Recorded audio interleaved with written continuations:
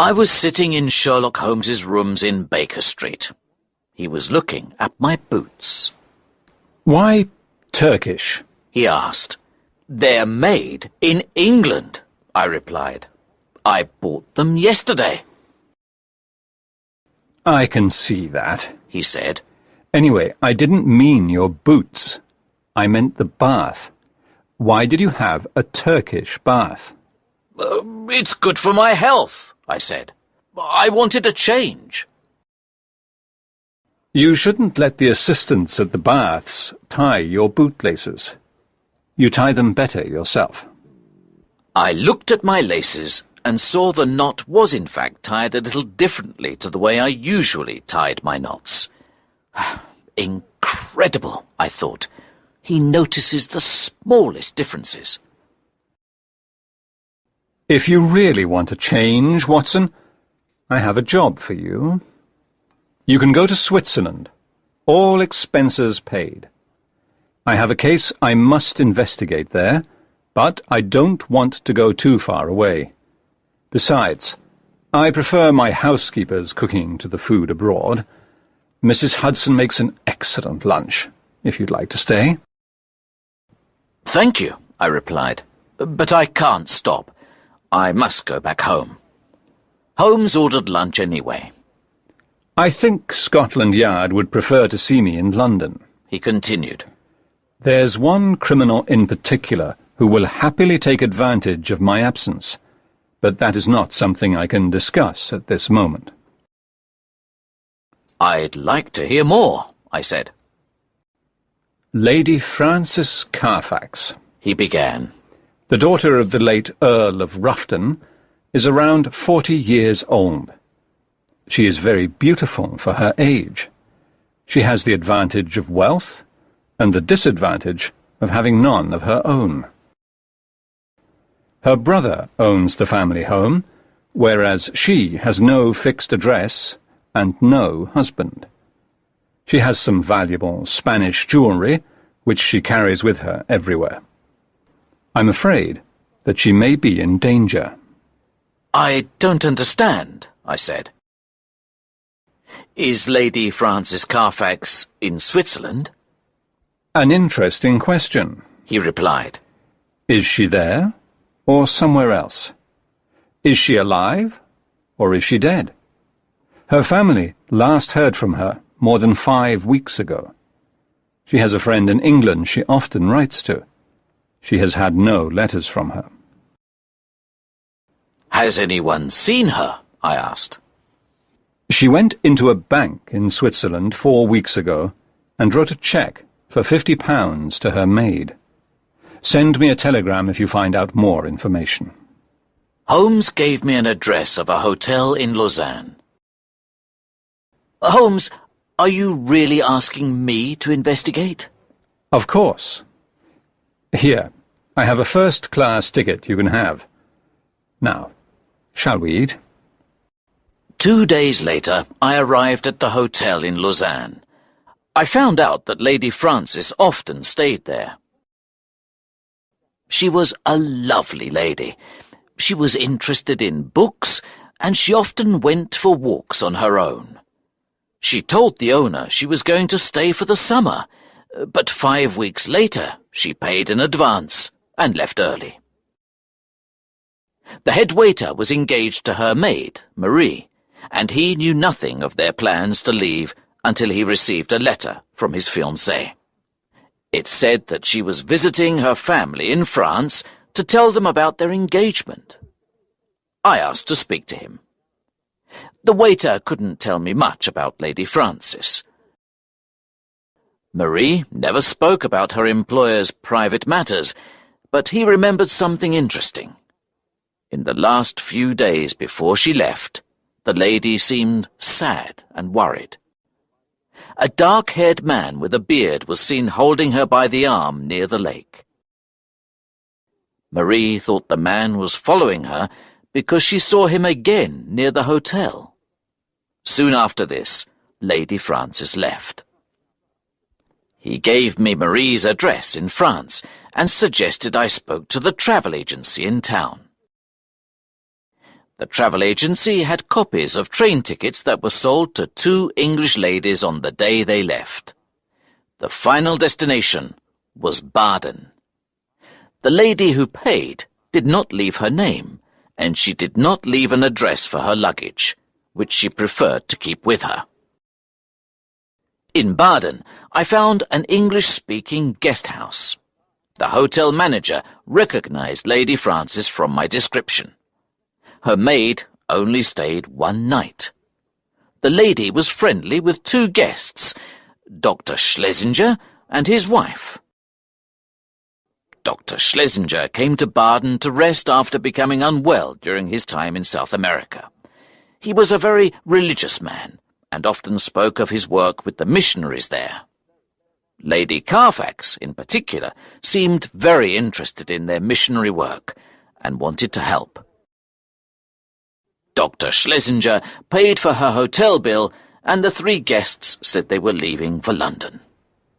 "You aren't the only person looking for the lady," the manager added. "A man asked me about her. He was a big, bearded man. I think he was English, but I didn't recognize his accent. I'd say he has lived abroad for some time." I was sure the man had something to do with Lady Frances's disappearance. I sent a telegram to Holmes to tell him how quickly I was resolving the matter and that I was leaving for France to speak with Lady Frances's maid. I received a telegram in return asking for a description of Dr. Schlesinger's left ear. I didn't like Holmes's strange idea of a joke. I decided to continue with my investigations. The maid lived in a small village, and I quickly found her house. When I explained her mistress was missing, she was very upset and told me everything I needed to know. "I am so sorry," she said. "The mistress was angry at me for leaving and we argued. When I left, she gave me a letter. There was a cheque for £50 as a wedding present. She is such a kind lady, but she has not been the same since she saw that man by the lake in Lausanne." "Which man?" I asked. "Describe him to me." Just as she began describing the man, she screamed loudly at her face at the window. "There he is!" she cried. "The man I told you about! He's following us!"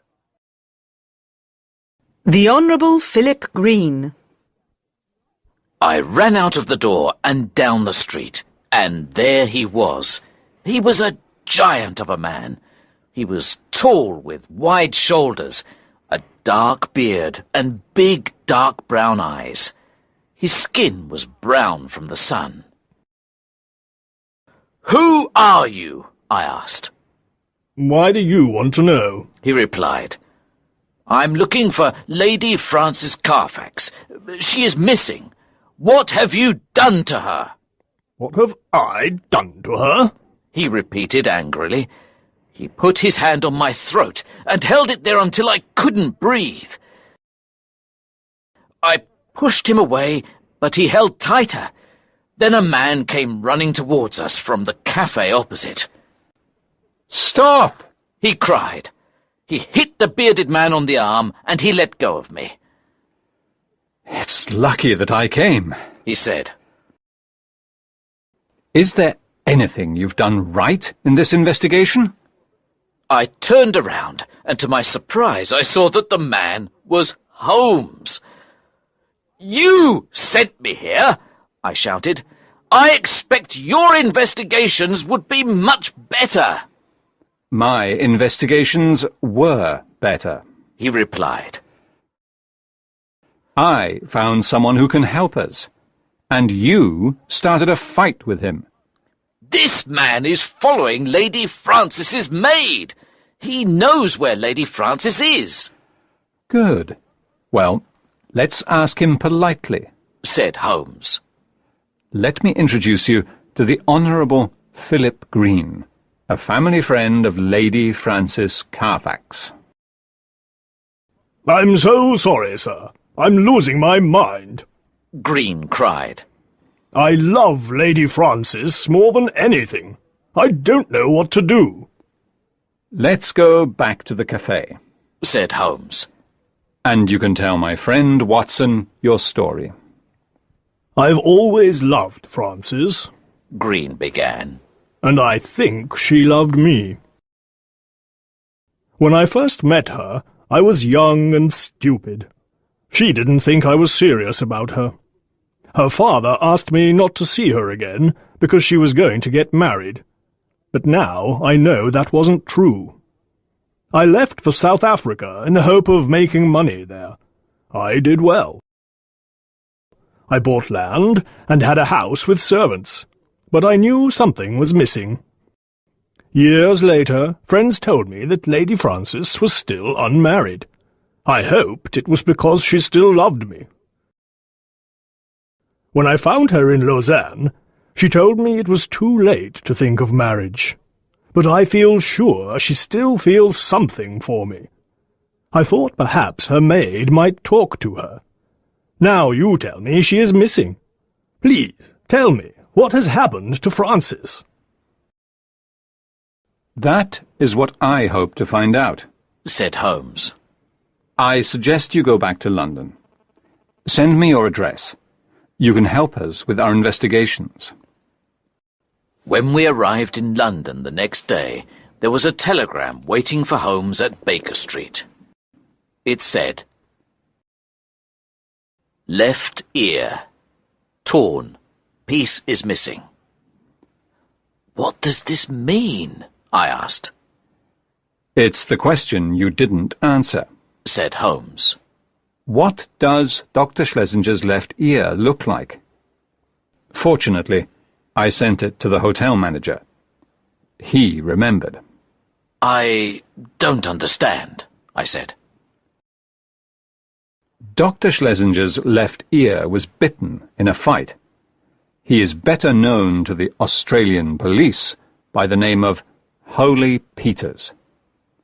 Mr. Peters has spent years becoming friendly with lonely ladies who do good work. He tells them their money is for his religious work. One lady, whom he calls his wife, left with him for South America. He stole from people who were dying. By the time the missionaries found out, they were on a ship to Europe. The longer Lady Frances stays with them, the more danger she is in. In a big city like London, Peters and his wife disappeared like they never existed. It was a week before one of Sherlock Holmes's contacts arrived at the door with information. A man wearing religious clothes and matching the description of Peters was seen selling an old Spanish necklace. The man looked pleased with the money he received and said that he had more jewellery at home. He would come back the next day. On hearing this news, Sherlock Holmes asked the Honourable Philip Green to come to Baker Street. I must help, Green said. I can't sit and do nothing. Did you see a couple with Lady Frances in Baden? Yes. He replied. And did they see you? No, I just followed. I didn't want to be seen.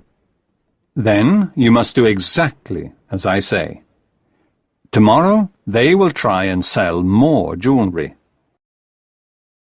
I want you to follow them. Come back here and tell me everything you see. Do not speak to anyone. The next day, Green returned with the news. We've got him, he cried excitedly. His wife sold another necklace an hour ago. I followed her down the street. She went to an undertaker. The door was left open, and I listened to their conversation. The wife wanted something, but it wasn't ready yet. The size is unusual, The woman in the undertaker's repeated. It must be ready soon. His wife said. I followed her back to their house. Did you look inside? Asked Holmes.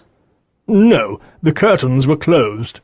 I waited for 3 more hours, and then I saw 2 men arriving at the house with a coffin. Mr. Holmes, what if the coffin is for Lady Frances? Excellent work, Green, said Holmes. Leave the rest to us. Watson, let's go. There is not a moment to lose. On the way to the house, Holmes talked excitedly about the case. We have 2 possible options here, Watson. Either she is alive, or she is dead. Let's imagine they have sold all her jewellery. If she was still alive, she would go to the police, so they'd have to kill her. If they want to bury her in a coffin, they'll need a death certificate. Did the doctor think it was a natural death?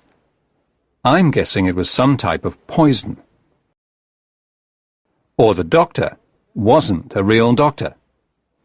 Stop the cab here, please, he shouted to the driver. An unusual coffin. I knocked loudly on the door of the house. A pale, thin lady answered. I want to speak with Dr. Schlesinger, Holmes said. He doesn't live here, the lady said. Holmes put his foot in the door and held it open. A bald, red-faced man appeared. I knew straight away that he was the man we were looking for, because I recognized his torn ear. My name is Mr. Peters, he said politely. There is no one called Dr. Schlesinger in this house. I think there must be a mistake, gentlemen. I don't have time for this, cried Holmes. If you're not the man I'm looking for, then I'm not Sherlock Holmes. Where is Lady Frances Carfax? Mr. Holmes, you say? I met a lady by the name of Lady Frances in Switzerland. She said she had no money. I paid her hotel bill and her ticket home. She gave me some jewellery in return. Unfortunately, it was worth nothing. I hope you find her, he added in the same soft voice. You can be certain that I will find her, said Holmes. In this house. I'm sorry, said Peters. You can't come in. You don't have a warrant. Holmes showed him his gun. This is my warrant, he said. Call the police! Mr. Peters shouted to his wife. Where is the coffin that came into the house today? Asked Holmes. Surely you must have some respect for the dead, Peters cried. Holmes and I searched the house. The coffin was in the dining room. Peters followed behind us. Open the coffin, shouted Holmes. Never! I won't open a closed coffin, he replied. Then I will, said Holmes. He took out a knife. Watson, help me lift the lid, please. We pushed up the lid, and there, at the bottom of a very big coffin, was a poor old lady of 90 years old. Even I could see that she was not Lady Frances. Sherlock Holmes looked pale. He shut the lid angrily. Mr. Peters was laughing loudly. Oh, I'd pay money to see that again. The man I've heard so much about, the great Sherlock Holmes, has made a mistake. Who did you think you were going to find? Lady Frances, perhaps? Who is the woman in the coffin? Asked Holmes impatiently. We are kind people, Mr. Holmes. She was my wife's nurse. She was very ill, and she had no money to pay for a doctor, so we looked after her in her final hours. She died a few days after she arrived. We paid for a coffin, and we are going to bury her tomorrow. The funeral is at 8:30. Then we heard a voice behind us. It was the police sergeant. Holmes, I need to see your warrant. Arrest him! Cried Peters. We walked outside with the police sergeant. This matter isn't finished, said Holmes. I will get a warrant. Watch these people carefully. he added to the police sergeant. Don't let them leave the house. Later that day, we went to Scotland Yard to ask about the warrant. When we returned, I went to bed. I could hear Holmes walking around his room. He could not sleep. The next morning, at 7:20, he knocked on my door. Quickly, He said, it's life or death, Watson, and very little chance of life. What time's the funeral? 8:30, I replied. 50 minutes later, we were at Mr. Peters's house again. 4 men were carrying the coffin to a carriage outside the house. Take the coffin back inside, Cried Holmes. Mr. Holmes, Said Peters. do you have your warrant or not? The police are arriving with the warrant. The coffin must go back inside the house. I'll give a gold coin to the first person who opens it. Once inside, the men worked quickly to open it. I put my hand over my nose and mouth. The coffin smelt terribly of chloroform. Inside the coffin were 2 bodies, and one of them was a pale but beautiful lady. Her head was covered in a cloth left in the anaesthetic. Holmes lifted her out of the coffin. At that moment, the sergeant arrived with the warrant. Mr. Peters and his wife ran out of the door. 2 more policemen were waiting outside and ran after them. Dr. Watson, I need your help. Holmes said. Lady Frances was still alive. There was a small chance we could save her. 30 minutes later, after some medicine and a lot of help to start her breathing again, she opened her eyes. She was very confused. You can take the poor old lady who is still in this coffin. Holmes said to the men in the room. Maybe now she can rest in peace. We heard the sound of heavy footsteps on the stairs. Ah, I see the Honourable Green has arrived. Please look after Lady Frances. Holmes said to him. Maybe in time she will understand how much you love her. Thank you for all you have done, He said, taking the lady in his arms.